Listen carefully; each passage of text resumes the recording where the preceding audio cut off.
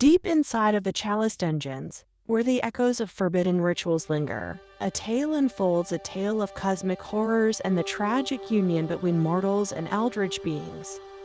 Welcome, hunters, to Real Time, where we delve into the enigmatic lore of Bloodborne and Murray. Today, our lantern of curiosity leads us into the depths of the Chalice dungeons, where the cries of a forsaken child echo through the corridors of despair. Join me as we take a quick look into the mysterious connection, Pthumerian civilization, and Queen Yharnam, the forlorn mother mourning the loss of her precious child. Queen Yharnam was the last leader of the ancient Pthumerian civilization. This inhuman race, living in a distant past, had a deep understanding of the eldritch truth, surpassing the knowledge of the people in Yharnam's current time. They carefully crafted a vast underground labyrinth as burial grounds.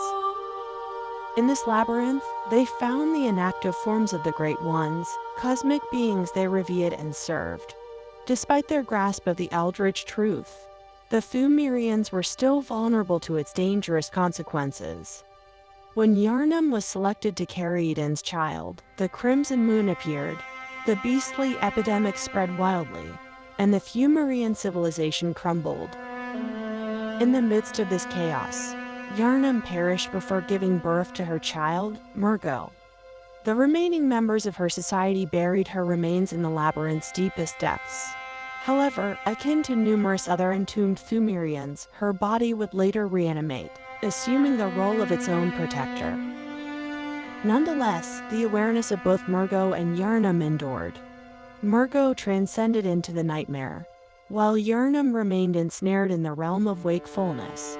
Both experienced profound anguish in their disconnection, with Murgo's cries resounding silently through the ages. Recollections of Yharnam persisted, evidenced by the human settlement constructed atop the remnants of Pthumeru, a village that carried her name. In the Pthumeru Ihil Chalice, it's mentioned that when the Great Ones departed or entered slumber, one group of Pthumerians chose to have a queen. However, another faction opposed this decision, potentially leading to a civil war between them. Despite the lack of explicit details about this conflict in item descriptions, the dungeons show signs of fierce battles.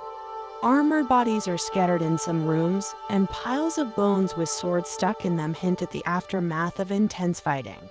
But let's refocus on the main point. In the distant future, Bergenworth came into existence. In their quest for progress, they chanced upon the Pthumerian labyrinth.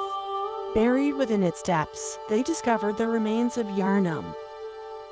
They restrained her and desecrated her corpse, extracting both her blood and the umbilical cord of her deceased child. The stolen and forbidden blood, first taken, would be taken again.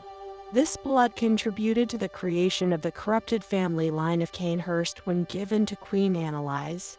This subsequently resulted in 2 more pregnancies by Eden, leading to the formation of 2 additional umbilical cords. One of these cords belonged to Annalise, while the other was present in Ariana, who was a distant relative of Annalise. The umbilical cords from Yharnam, Kos, and Annalise's offspring all ended up in the possession of the Healing Church. The choir utilized one for research, and later, the impostor Yosefka tried to use it unsuccessfully to ascend. Derman employed another to connect with the Great Ones, crafting the Hender's Dream. Lastly, the School of Mensis used one in their calamitous and doomed ritual. During the night Ariana became pregnant. The barrier between the waking world and the nightmare was torn apart. Yharnam's enduring awareness could then reach her child, albeit without any influence. When a hunter eventually put the tormented Murgo to rest, Yharnam's consciousness withdrew, finding solace in an unknown realm, finally at peace to some extent. In the world of Bloodborne, uncovering the lore often involves delving into item descriptions and conducting extensive research. It's crucial to note that much of what we discuss is speculative, as the game's narrative is intentionally cryptic. But that is all we have for you today. Thanks for watching.